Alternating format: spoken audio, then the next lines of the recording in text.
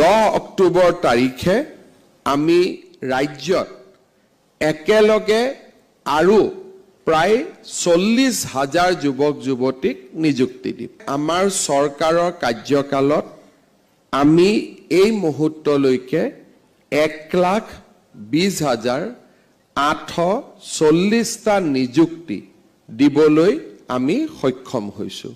অৰ্থাৎ 2021 চনৰ পৰা 1,20,000 যুৱক যুৱতীয়ে চৰকাৰী চাকৰি পাবলৈ সক্ষম হৈছে। অহা 10 অক্টোবৰ তাৰিখে আমি ৰাজ্যত একেলগে আৰু প্ৰায় 40,000 যুৱক যুৱতীক নিযুক্তি দিম। আমাৰ চৰকাৰৰ কাৰ্যকালত আমি এই মুহূৰ্তলৈকে 1,20,840টা নিযুক্তি দিবলৈ আমি সক্ষম হৈছোঁ।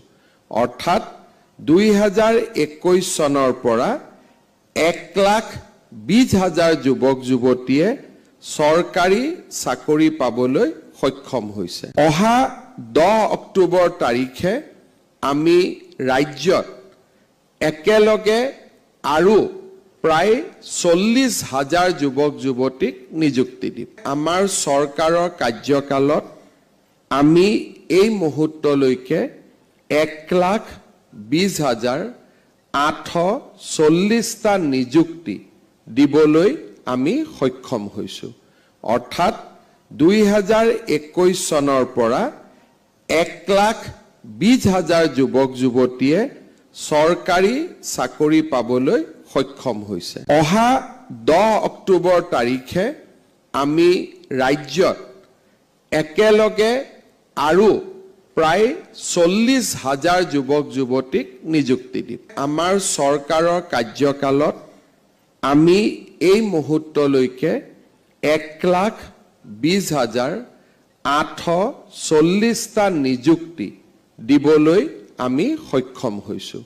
অৰ্থাৎ 2021 চনৰ পৰা 1,20,000 যুৱক যুৱতীয়ে চৰকাৰী চাকৰি পাবলৈ সক্ষম হৈছে। অহা 10 অক্টোবৰ তাৰিখে আমি ৰাজ্যত একেলগে আৰু প্ৰায় 40,000 যুৱক যুৱতীক নিযুক্তি দিম। আমাৰ চৰকাৰৰ কাৰ্যকালত আমি এই মুহূৰ্তলৈকে 1,20,840টা নিযুক্তি দিবলৈ আমি সক্ষম হৈছোঁ।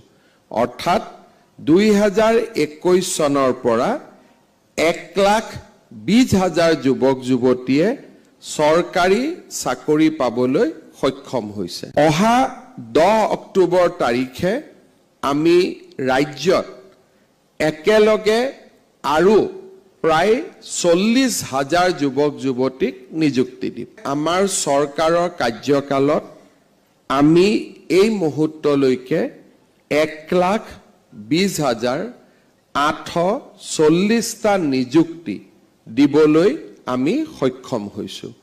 অৰ্থাৎ 2021 চনৰ পৰা 1,20,000 যুৱক যুৱতীয়ে চৰকাৰী চাকৰি পাবলৈ সক্ষম হৈছে। অহা 10 অক্টোবৰ তাৰিখে আমি ৰাজ্যত একেলগে আৰু প্ৰায় 40,000 যুৱক যুৱতীক নিযুক্তি দিম। আমাৰ চৰকাৰৰ কাৰ্যকালত আমি এই মুহূৰ্তলৈকে 1,20,840টা নিযুক্তি দিবলৈ আমি সক্ষম হৈছোঁ।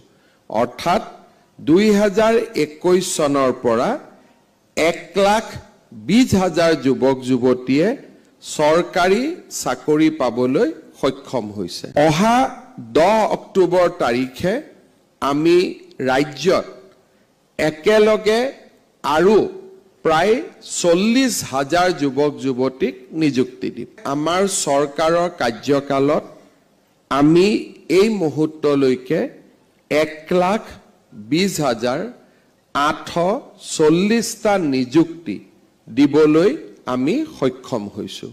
অৰ্থাৎ 2021 চনৰ পৰা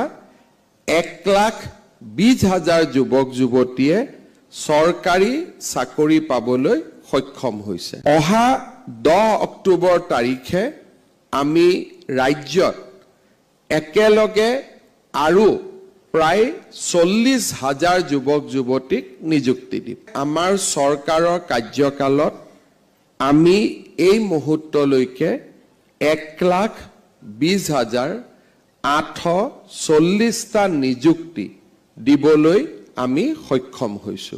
অৰ্থাৎ 2021 চনৰ পৰা 1,20,000 যুৱক যুৱতীয়ে চৰকাৰী চাকৰি পাবলৈ সক্ষম হৈছে। অহা 10 অক্টোবৰ তাৰিখে আমি ৰাজ্যত একেলগে আৰু প্ৰায় 40,000 যুৱক যুৱতীক নিযুক্তি দিম। আমাৰ চৰকাৰৰ কাৰ্যকালত আমি এই মুহূৰ্তলৈকে 1,20,840টা নিযুক্তি দিবলৈ আমি সক্ষম হৈছো।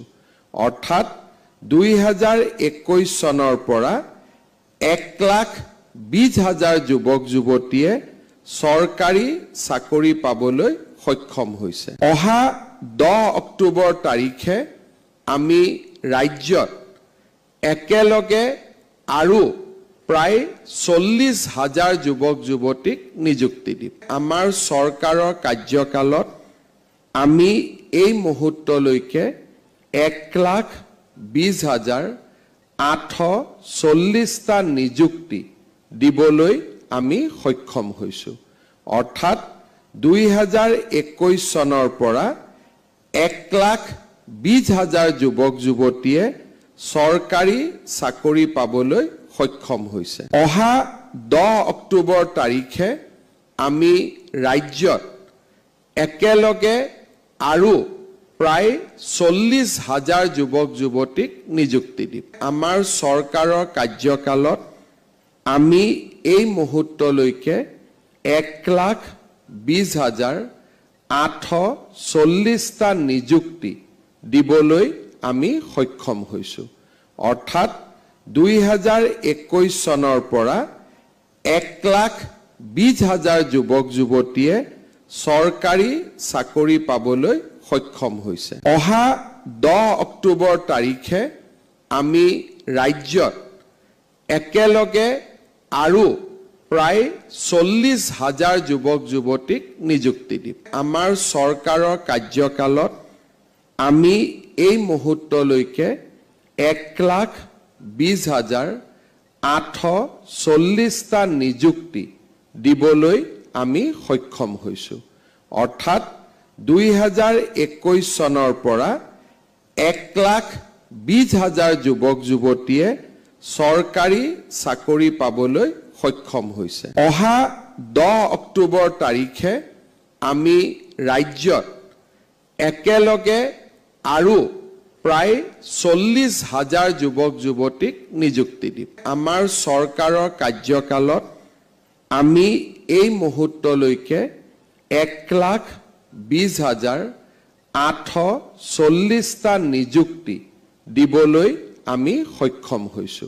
অৰ্থাৎ 2021 চনৰ পৰা 1,20,000 যুৱক যুৱতীয়ে চৰকাৰী চাকৰি পাবলৈ সক্ষম হৈছে। অহা 10 অক্টোবৰ তাৰিখে আমি ৰাজ্যত একেলগে আৰু প্ৰায় 40,000 যুৱক যুৱতীক নিযুক্তি দিম। আমাৰ চৰকাৰৰ কাৰ্যকালত আমি এই মুহূৰ্তলৈকে 1,20,840টা নিযুক্তি দিবলৈ আমি সক্ষম হৈছো।